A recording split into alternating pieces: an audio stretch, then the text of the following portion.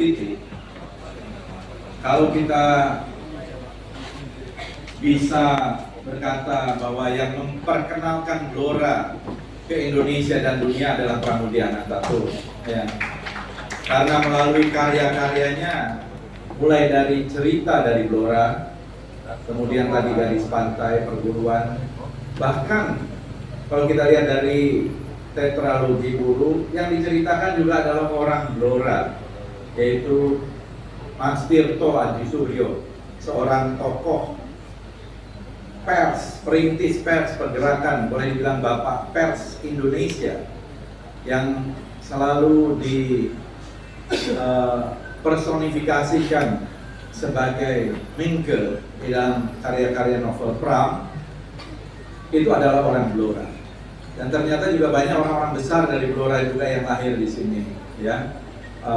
Pak Bupati tahu, selain Pramudia Anantatur, tapi Pramudia sebelumnya adalah Tirto Adji Suryo, yang sebentar lagi saya kira kita semua akan memperingati Hari Pers juga tanggal 9 Februari, ya. Jadi kita melihat Pramudia Anantatur tidak bisa dipisahkan dari Blora. Ketika itu Bu Titi mengatakan dan juga ada rencana untuk membuat nama jalan di Blora ini dengan Jalan Pramudia Anantatur. Saya pikir itu adalah satu langkah yang sangat pas, sangat benar begitu, ya. Karena dengan adanya jalan itu orang bisa melihat, mengenal, dan saya kira beliau sangat berjasa bagi Blora karena memperkenalkan begitu banyak cerita-cerita dari Blora.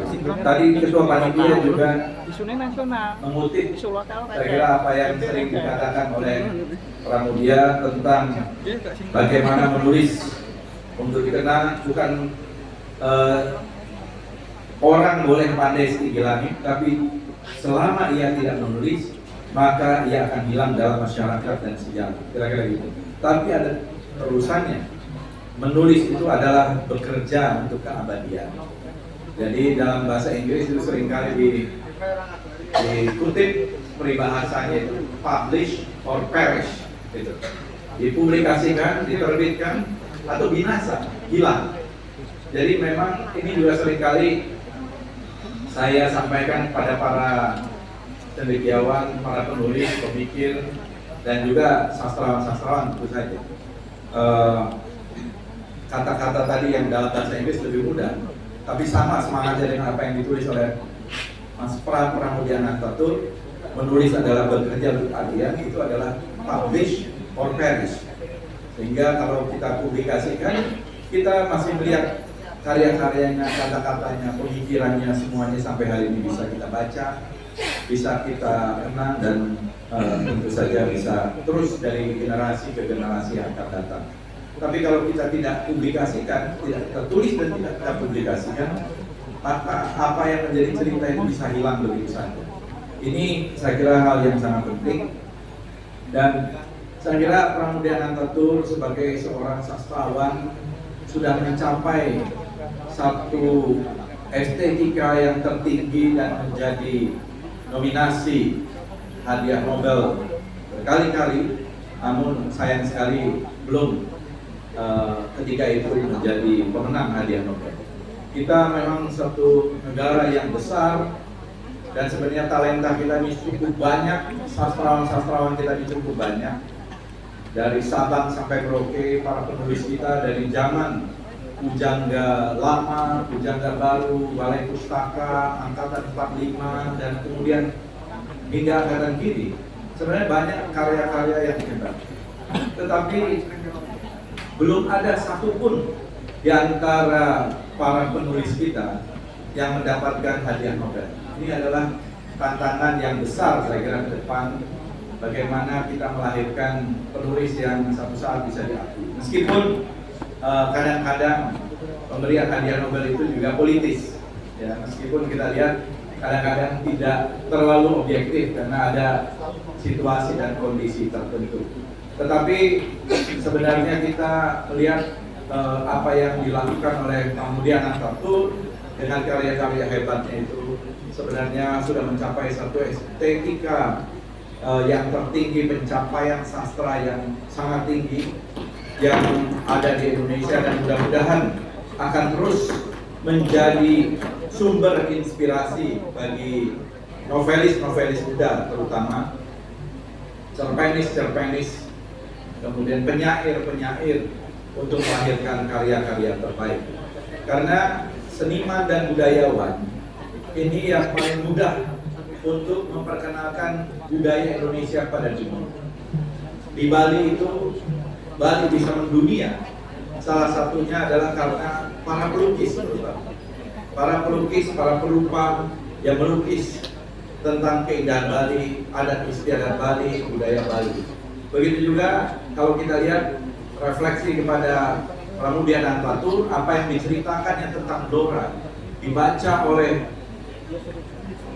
orang-orang di seluruh Indonesia dan di dunia, itu bisa tahu Blora. Dan saya kira ini yang tadi dikatakan oleh Pak Bupati, menjadi serambi budaya atau teras budaya, itu sangatlah tepat karena memang sudah diperkenalkan sejak awal, dan terutama dimulai dari cerita dari Blora itu.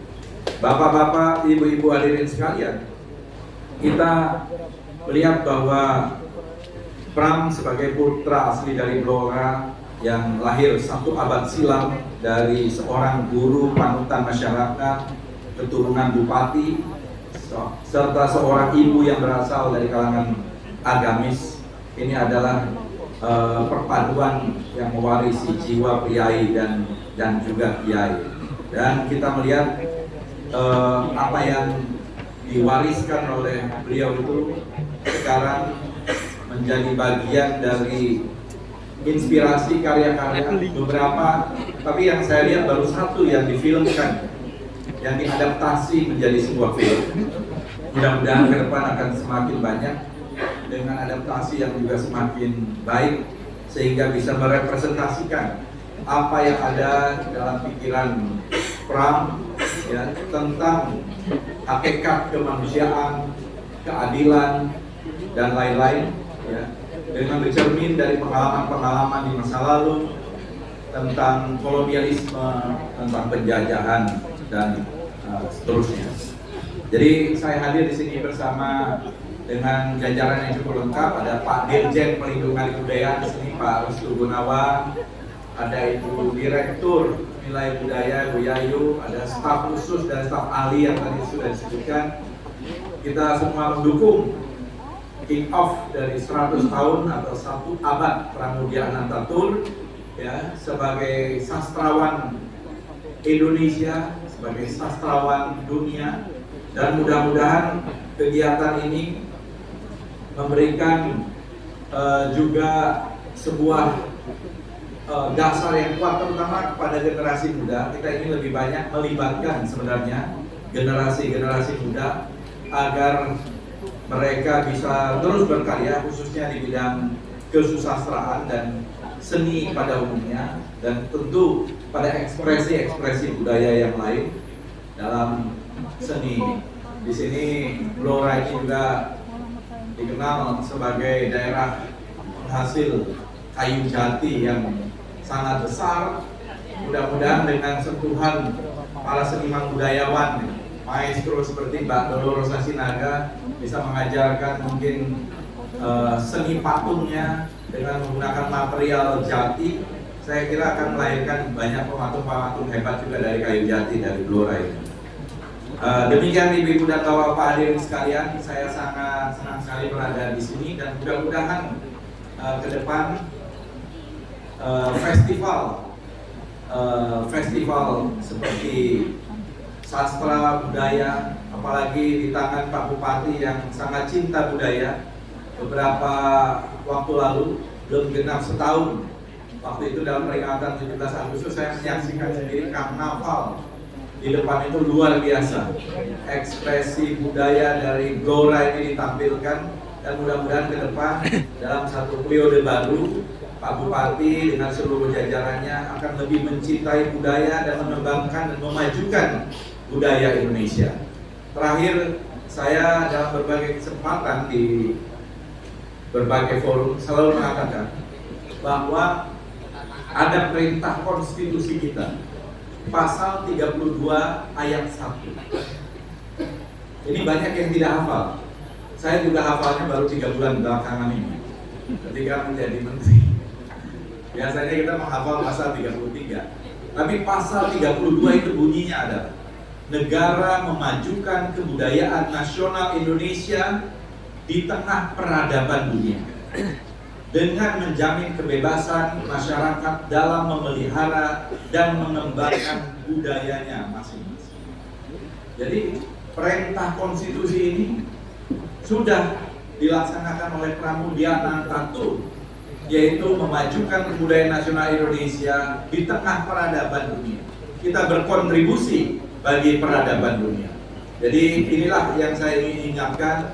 Kemudian dari perintah konstitusi pasal 32 ayat 1 ini akhirnya lahir Undang-Undang Pemajuan Kebudayaan, Undang-Undang Nomor 5 Tahun 2017. Dan kemudian di pemerintahan Bapak Prabowo Subianto, beliau berkomitmen memajukan kebudayaan dengan mendirikan Kementerian Kebudayaan sendiri secara independen untuk pertama kalinya dalam 79 tahun Indonesia merdeka. Ini dengan adanya Kementerian Kebudayaan ini, saya juga selalu mengatakan kami ini adalah instrumen di dalam memajukan kebudayaan, alat. Tetapi kerja kebudayaan adalah kerja gotong royong, kerja semua pihak. Tidak bisa hanya dari pemerintah pusat, pemerintah provinsi, pemerintah kabupaten, kota, tapi juga harus dengan individu, masyarakat, korporasi, komunitas, dan sampai ke tingkat juga di desa-desa. Jadi saya menggambarkan dalam 100 hari berjalan ini saya keliling ke berbagai tempat, dan ya dari dulu sebenarnya saya memang melihat kebudayaan Indonesia itu sangat besar. Saya selama seumur hidup itu sudah keliling kira-kira 100 negara, sudah melihat museum-museum mereka, sudah melihat ekspresi-ekspresi budaya mereka. Tapi saya bersaksi tidak ada kekayaan budaya di negara lain yang lebih hebat dari kebudayaan Indonesia. Itu kenyataannya. Kita ini bukan hanya beragam, bukan hanya ada diversity, tapi mega diversity. Kekayaan budaya kita itu mega diversity. Dan selain itu kekayaan budaya kita itu tua, sangat tua, yaitu peradaban hingga jutaan tahun yang lalu. Kalau boleh dibilang Pithecanthropus erectus belum ditemukan di Blora ini ya, tetapi di Jawa Tengah sudah cukup banyak, di Jawa Timur sudah banyak. Itu Homo erectus atau Pithecanthropus erectus itu yang umurnya sampai 1,8 juta tahun, yang ditemukan di Jawa, di NTT. Ternyata di seluruh dunia dari temuan manusia purba itu 60% ada di Indonesia. Itu artinya kita bisa mengklaim bahwa kita ini adalah peradaban yang tertua di dunia. Belum lagi ketika manusia itu menjadi manusia Homo sapiens dengan otak yang seperti kita sekarang, 1200 cc, 1300 cc volume otaknya, kita melihat bahwa ekspresi budaya, seni lukis yang tertua atau lukisan purba yang tertua itu ada di Leang-Leang. Kemarin saya sudah lihat Leang Karangkuang itu usianya 51.200 tahun, 51.200 tahun atau 52.000 tahun di Gua Leang-Leang di Maros yang sudah dianggap ya proven menurut tes arkeologis. Begitu juga di Gua Sangkurilang di Kalimantan, di Gua Lidah Air di Sumatera. Jadi kita ini adalah peradaban yang tertua. Jadi bapak-bapak dan ibu-ibu, karena kebetulan pada kesempatan ini juga banyak seniman dan budayawan, kita harus mereklaim kekayaan itu.